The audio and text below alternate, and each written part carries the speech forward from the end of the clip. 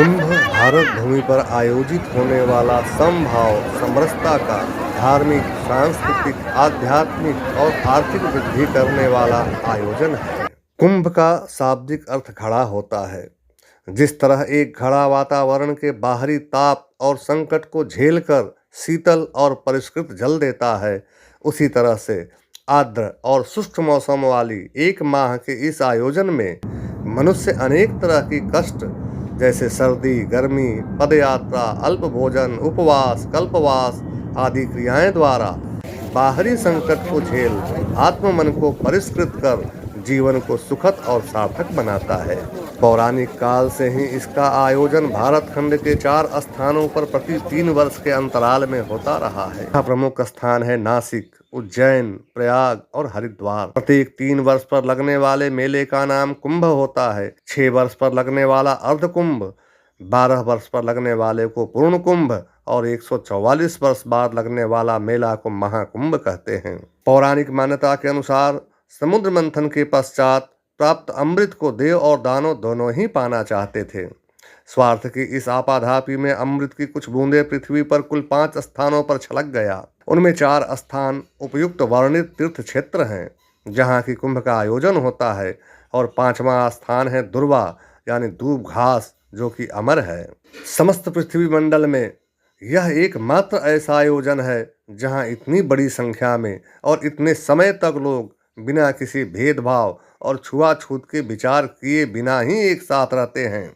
यह आयोजन भारत के सर्वे भवन्तु सुखिनः सर्वे सन्तु निरामया के पावन उद्घोष और सनातन संस्कृति के मूल रूप को विश्व रूप बनाने का है, क्योंकि हमारी संस्कृति वसुधैव कुटुंबकम का है। हमारे ऋषि महर्षि यानी वैदिक काल के वैज्ञानिक और रिसर्चर लोग हर रीति रिवाज और धर्म त्योहार को खूब सोच समझकर विज्ञान द्वारा सिद्ध होने के बाद ही बनाया है, जिससे कि मानव जीवन समृद्ध और खुशहाल रह सके।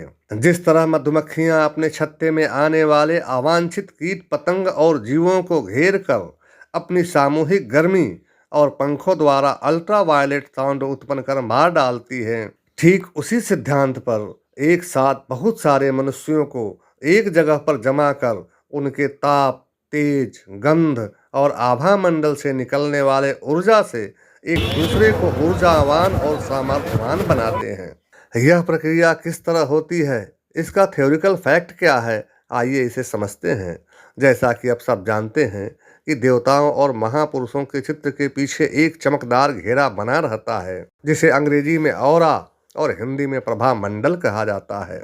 यह प्रभा मंडल कम या ज्यादा मात्रा में सभी जीवों में विद्यमान रहता है। जिसने जितना मात्रा में खुद को परिष्कृत कर अपनी प्राण और जीवनी शक्ति को मजबूत किया, उसकी सफलता और आभा मंडल दोनों उतना ही बड़ा होता है। यह ऑरा या आभा मंडल बहुत ही शक्तिशाली और गतिमान प्रकाश किरणों के त्रिश्रेणु से बना होता है। यह त्रिश्रेणु वही है जो घर के किसी छिद्र या रोशनदान से आती हुई धूप के किरणों में तैरता हुआ गतिमान दिखाई पड़ता है। शास्त्रों ने इसे प्राण की छाया कहा है। अब आप कल्पना कीजिए कि लाखों नहीं करोड़ों लोग एक स्थान पर आध्यात्मिक और धार्मिक भावनाओं से ओतप्रोत होकर जहां जमा होते होंगे, वहां एक दूसरे के गंध, स्पर्श, ताप, वाष्प और आभा मंडलों का आपस में कैसा टकराव होता होगा। इसी टकराव और घर्षण से निकलने वाली ऊर्जा से आम और खास हर आदमी स्वतः ही ऊर्जावान होते रहता है। इसलिए हमारे ऋषि मुनियों ने यह विधान बनाया कि हर 3 साल बाद भारत खंड ही नहीं अपितु समस्त विश्व के साधक, तपस्वी, सन्यासी, महात्मा और ज्ञान बल से भूषित लोग एक खास समय पर, जब आकाशीय नव नक्षत्र विशेष नाभिकीय ऊर्जा का रूपांतर कर रहा हो, तब एक स्थान पर एकत्रित होकर अपने अपने प्रभा मंडल और आध्यात्मिक शक्तियों द्वारा एक ऊर्जावान वातावरण बनाकर आम आदमी के स्वास्थ्य और ज्ञान की वृद्धि कर सुंदर जीवन जीने का अवसर प्रदान करें।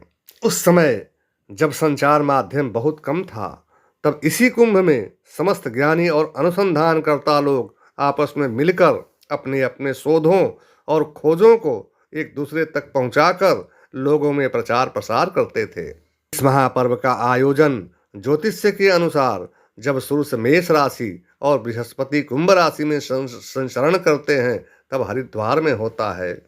जब बृहस्पति वृषभ राशि में और सूर्य मकर राशि में आते हैं तो तीर्थराज प्रयाग में मेला लगता है। जब सूरज और बृहस्पति दोनों वृश्चिक राशि में होते हैं तो उज्जैन में मेला लगता है। बृहस्पति और सूर्य जब सिंह राशि में होते हैं तो कुंभ नासिक में लगता है। सभी ज्योतिषीय स्थिति में ज्ञान का वाहक गुरु और जीवन शक्ति का वाहक सूर्य एक साथ है। अलग अलग राशियां इन्हें और शक्ति प्रदान करते हुए पृथ्वी के इन 4 प्रमुख स्थानों पर केंद्रित कर समस्त पृथ्वी मंडल में तालाब में फेंके गए पत्थर से उत्पन्न लहर की तरह फैला देती है, जिससे ऊर्जावान होकर पृथ्वी सस्य श्यामला बना रहे। इस महान मेला का आयोजन रोजगार और आर्थिक वृद्धि को भी सामने रखकर आयोजित किया गया था, ताकि हर 3 साल के समयांतराल में अर्थव्यवस्था लाखों लोगों के खरीद फरोख्त और आवागमन से बुस्ट हो, रिचार्ज होता रहे। इस बृहद जन समागम में सभी तरह के व्यापारियों को अपने अपने नए उत्पाद को प्रसार प्रचार का अवसर मिल सके। इसीलिए विदेशी शासन से पहले तक हमारी अर्थव्यवस्था का हिस्सा विश्व में 35% का था और हम सोने की चिड़िया कहे जाते थे। कुंभ में स्नान करना भी एक प्रमुख प्रक्रिया है। इस परंपरा के पीछे भी कुछ प्रमुख कारण था।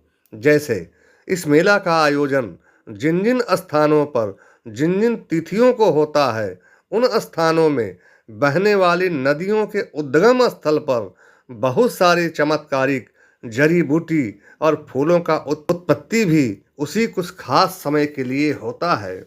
इसी खास समय में धरती के अंदर से कुछ खनिज लवण तत्व भी निकलकर पानी में मिलते हैं।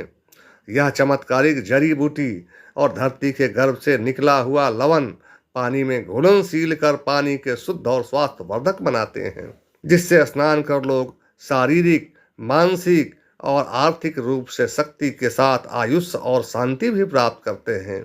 इन्हीं औषधियों के कारण इन नदियों के पानी में कीड़ा नहीं पड़ता है और इनमें चमत्कारिक क्षमता होती है। इस महान मेले का आयोजन भारतीय संस्कृति और धर्म रक्षा के लिए भी होता है। सुरक्षा प्रबंध के सिद्धांत के अनुसार आपको यशस्वी होने के लिए दुष्ट व्यक्तियों प्रवृत्तियों से सुरक्षित होना बहुत जरूरी होता है। यह दुष्ट और अपशिष्ट लोग अकारण तनाव उत्पन्न कर जीवन को क्लांत और बाधित कर कीर्ति पथ को प्रभावित करते हैं। प्राचीन काल में ऐसे दुष्टों को नियंत्रित और दंडित करने के लिए हमारे मनीषियों ने एक ऐसी समाज की रचना की जो अपना सर्वस्व त्याग कर अपने जीवन काल में ही अपना पिंड दान कर भयमुक्त हो तन प्राण से संस्कृति के प्रति समर्पित थे। आज इन्हीं को हम नागा साधु के रूप में जानते हैं। ये लोग धर्म ध्वजावाहक और सनातन के संरक्षित रखने वाले योद्धा हैं। ये लोग तब भी और आज भी छोटी छोटी टोलियों में छद्म रूप से समस्त भारत में फैले रहते हैं। हर 3 साल बाद कुंभ मेला में एक दूसरे से मिलते जुलते हैं और अपने अनुभव, उपस्थिति और सूचना के आदान प्रदान भी कुंभ में ही करते हैं। इस आयोजन के बाद लाखों लाख दिखने वाले नागाओं में से कुछ हिमालय के दुर्गम क्षेत्र सिद्धाश्रम में चले जाते हैं और बहुत सारे लोग मात्र एक कपड़ा जो बिना सिलाई का होता है उसे पहनकर समस्त भारत के सांस्कृतिक क्षेत्रों में फैल जाते हैं। इसलिए हम कह सकते हैं कि भारत भूमि पर आयोजित होने वाला यह विशाल पर्व भारत की आर्थिक, सांस्कृतिक और सामाजिक मजबूती को बढ़ाने के लिए आयोजित किया जाता है। धन्यवाद।